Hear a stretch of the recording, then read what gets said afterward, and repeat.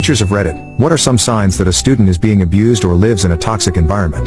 1. Regression. I'm a speech therapist who works in an inner-city elementary children where we see a lot of poverty, drug abuse, etc. I had one case stand out to me in particular that stands out. I saw a little girl, 7 years old, who had been delayed on her language skills. We knew she had a very difficult upbringing since she was the product of a rape. She lived only with her mother who impressively kept the two events, the rape and the birth of her daughter, as separated as possible. The rapist, who I refused to call a father, had served time in jail but was released at this point on house arrest. He had no rights to see her, but the rapist's parents, technically the child's grandparents, went to court and demanded rights to see their granddaughter. They refused to ever believe their son was a rapist. Some judge, who I hope thinks of this case often, allowed it as long as father was not present. It started as supervised visits and eventually turned into visitation without supervision. Mom fought as hard as she could, but she couldn't afford a lawyer like the grandparents could. Mom had to drop her daughter off to the parents of her rapist every other weekend for one night. I don't know how she did it. Anyways, I started